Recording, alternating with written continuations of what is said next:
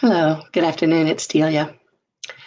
So, this today's live, I wanted to answer some questions about, well, what do I mean about trapped energies around the Civil War? If you live in a different part of the country, maybe you have some decided conclusions about the Civil War and its ending. And the history books have a version, and there's a lot of stories, a lot of information about the Civil War and its ending. And what I'm doing here is contributing some other information about that. When I moved to the DC area 5 years ago, I was a professional psychic and energy reader and healer. And I was often hired to help clear out or move on people who'd passed away that oftentimes didn't know they were passed away. So I would do energy clearings, space clearings for homes and for areas, property, and even rooms and cars. So lots of different specific locations of entities that were trapped or didn't know that they could move on, or in some kind of pain and needing assistance to move on. So I had trained and studied and worked in the Pacific Northwest for a number of years. And always when I was working with people who passed over, especially people who were in pain that had passed over, there was always a way to heal them and help them move on. And they were happy to move on. But when I was working at a location in Manassas, Virginia, which is a place of a big battle in the Civil War, I was working in a house where the previous owner had committed suicide. It had been on the market for a long time, and the real estate people had called me and asked me to do a cleanse on the space because it had been on the market for 2 years and nobody wanted it. And it was a beautiful, house and location and all that. Building a residential neighborhood on top of a battleground seems like an interesting choice to me, but okay. Anyway, I went and I worked with the gentleman who committed suicide and assisted him, and he was able to move on, and grateful to move on. But as I was working throughout the house, I was also aware of the property as usual, and it was a large property. And I noticed some soldiers from the Civil War, and they were as if waiting, And so I offered, hey guys, you guys want to go? Are you ready to go? And they were like, no, we're good, we're fine. And I said, well, what are you waiting for?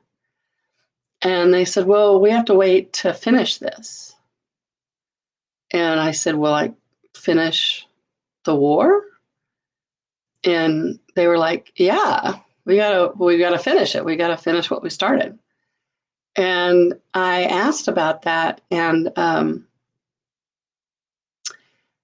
it was interesting because they had very specific knowledge that they were not ready to go, and they were choosing to continue to stay, and that they were choosing to stay to contribute to ending the war. They didn't really know how their staying would do that. but they were very clear that they were staying to do that. And so I said, okay, well, that's fine. Would you like a little energy boost while I'm here? And they were like, yeah, sure. So I did. I give them some little energy boost and went on my way. And I just found that very interesting because it was not like anything I'd ever heard from anybody, living or dead. No books that I'd read about people who work with the dead or anything. I mean, everybody I know who works with the dead, famous people and also people I physically know, it's always about, well, just, get them to move on. And I'd never heard this before where they were lingering on purpose, very specific purpose. So in this area, we call it the DMV, DC, Maryland, and Virginia. That's what it's called here. In this area, I've been around Virginia and I've been around Maryland and DC to different rural areas in particular. And also just they've cultivated, like George Washington Parkway, different roads with a lot of greenery still intact, a lot of, they don't call them bios here, little creeks and runs and rushes and lots of wooded areas. And a lot of them are just full of soldiers waiting. And it's both sides. And they're waiting.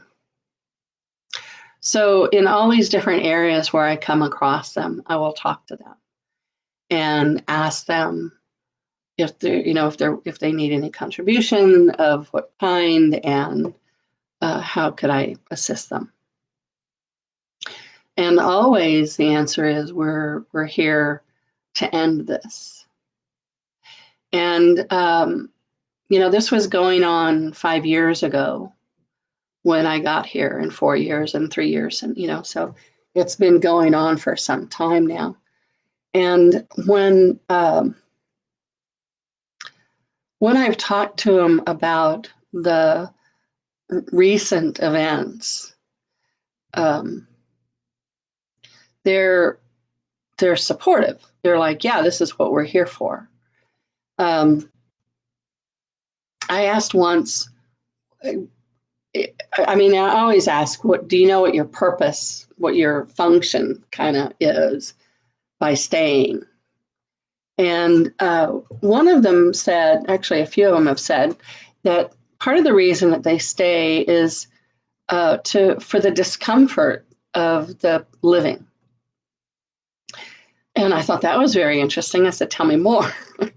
And they were saying that if the living are not uncomfortable, we would think that the Civil War was over.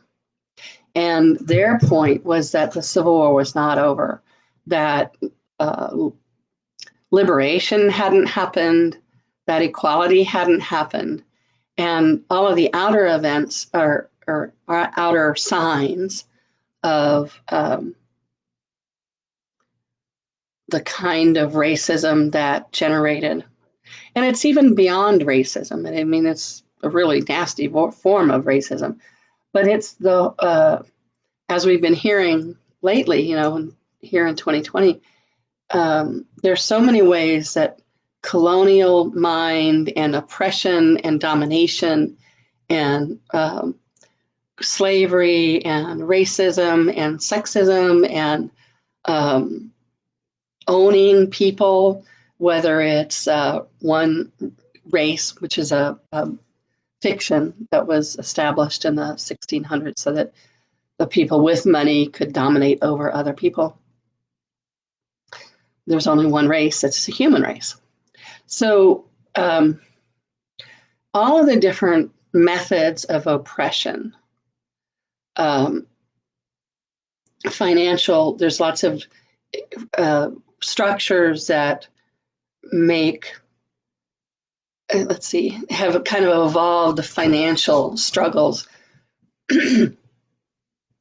so that it's like indentured servitude. People are hobbled by their low salaries and creating like an undeserving poor class. There's just all these, really mindfucky ideas that go on with domination and oppression. And they're all intrinsically linked with competition and domination over, right? So the whole point of competition is something is better than something else, right? And with that comes the right, air quotes, right, to dominate over somebody else, which is not inherently true. So it's structurally true with that structure, but not inherently true. So as we're uncomfortable about something, we address it. So there's an old saying that was in the 12-step world back in the day, which is, pain is a great motivator. And with the agitation of the unfinished business of the Civil War soldiers so thick here in this part of the world. Now, when I was in Seattle, and I had a brother and a cousin, different cousins who lived over here, I never understood what their fascination with the Civil War was. And then when I got here, and it's like, oh, it's just constantly ongoing. It's not below the surface at all. It's right here. And it's everything from the statues to the street names to the food, to the attitudes and to the prejudices, what's good and bad and what's right and wrong. And, New York is better than the South, and the North didn't have slaves, all of which is lies and bullshit. But it's all sticky and has a lot of sharp edges to it. So it keeps everybody agitated and irritated. And it keeps that competition thing going and up and in everybody's faces, right? And so even if that's not the vocabulary that they use, humans who are alive, that is the result in their system of these soldiers that won't go away. And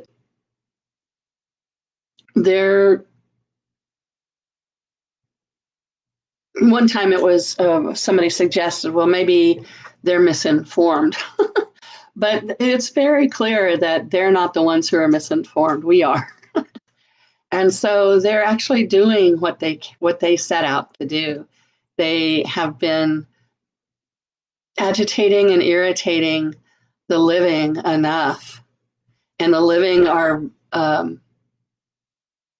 there's just a lot of cosmic forces that are helping the living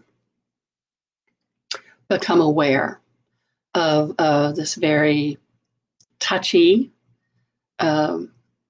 delicate, gnarly topic of slavery and domination and oppression and cruelty to other people, and how to address all of that and how to move forward. There are lots of organizations, as Southern Poverty Law. Brene Brown has been teaching about racism and privilege for over 20 years. There's lots of really great systems and protocols and things designed for the public kind of perspective of how to change. And the librarians are talking about how people are coming in and asking for books about race and racism, how to talk about race and what is it and what's the history and how do we change it and how do we become more sensitive to each other. So there's lots and lots and lots of conversation. There's more conversation and interest in this topic probably than there has been, in 100 years. Now, that doesn't mean, I don't mean to say that there haven't been people who have been working in the abolition movement all this time and wanting to eradicate Jim Crow. There's also been people who have been, on the side of Jim Crow and instituting the segregation and the prejudice and the economic hold over. There's just lots of different ways that there has been an ongoing. The war didn't end, is my point. The formal fighting stopped, but not the informal, and not the renegade, and not the guerrilla fighting. And it has evolved, it has changed over time. And these soldiers are just very clear that this all has to, it's time. It's past time from a body personality perspective, but it's totally time collectively. And they're doing a great job of making everybody uncomfortable until we face and grow through this. So the work that I do with people is not that kind of white papers, this is how we present the workshop to the business leaders. That's not the kind of work that I do. The kind of work that I do with people is something that there's just a growing interest in. And a lot of people are coming to me for the very personal perspective of the aftermath of slavery and the foremath of slavery, the leftovers, the, the genetic memory of the trauma and the chronic oppression that has infiltrated in the gene pool. So if slavery was happening for 500 years on this continent and much longer globally, and if you have had many, many lifetimes, which you have, all of these things are true so far, and you have been everything under the sun, and you have been a man and a woman, and you've lived in every color skin possible. You've lived in every culture possible. And you've been the best of the best and the worst of the worst and everything in between in all that time. But what lingers tends to be the trauma. And when we die in a traumatic way, we tend to, just on a very small scale, you know how when you touch the hot stove or you touch the hot pan handle and, there's this visceral kind of note to self, don't do that again, right? So when you have a profound and really sharp, intense moment, usually there's trauma involved, and there will be just a bunch of different decisions, conclusions, assumptions about the way the world is, about the way you are, and about what's safe for you and what's not safe for you, and what is and isn't possible. And it all kind of gets locked in that moment. And then it's so ubiquitous to you that you don't recognize that you have it there. It's just the way you are. It's just the way life is. It's the way things are. And it just is a matter of fact of what is and isn't possible. And none of that is as true as it feels like it is. So that's the work that we do together, is we access those stuck points of view, and then we clear them. And on this hot topic of ending the Civil War and the slavery and the sex slave and the sex trafficking. I mean, there's a lot of things that are happening on the planet right now. This is deliberately to agitate the resonance in people who have bodies right now.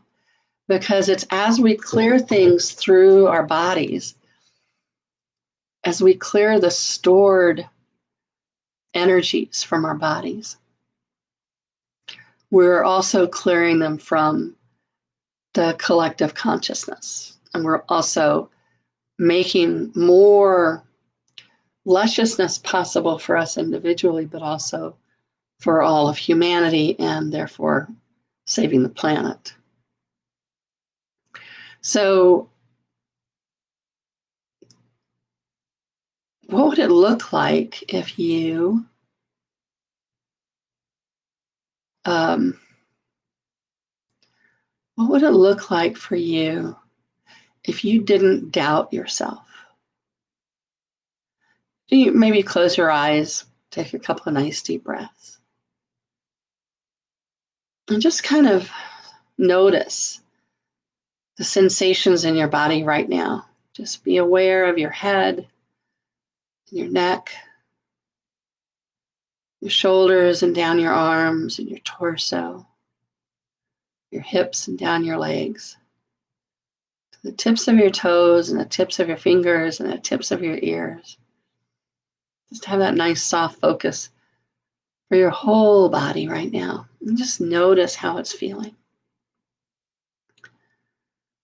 Notice if there's any tightness in your neck and shoulders or your tummy or in your throat. Just be aware of the sensations in your body right now. And just try on the idea. What would it be like if you didn't doubt yourself? And anything that doesn't allow that, do you destroy and uncreate it all times a godzillion? Poof, there it goes, all gone. So what kind of things would you say if you weren't guarding what you said all the time? Just notice how your body feels at the idea of saying whatever occurs to you whenever it occurs to you.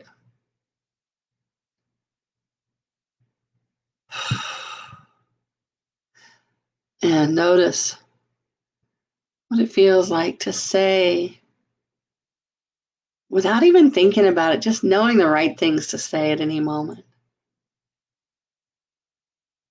And no fear of retribution.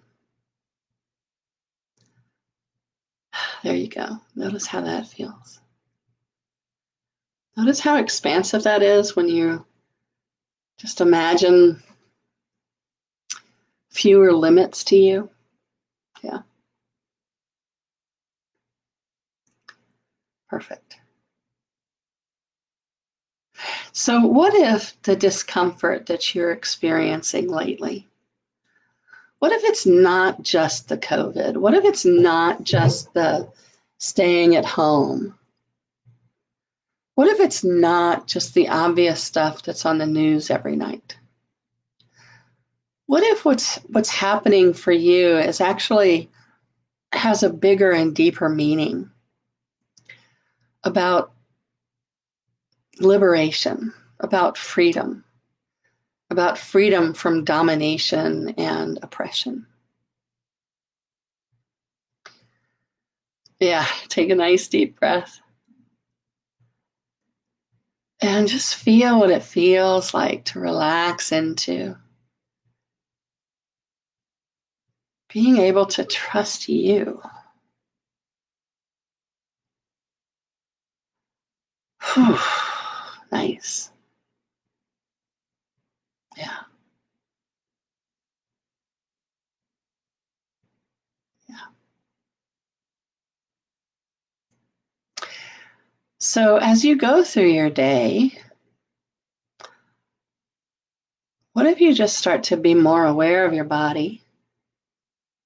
and the sensation that it has. And instead of immediately interpreting all the sensations that your body has at any moment, what if you just play with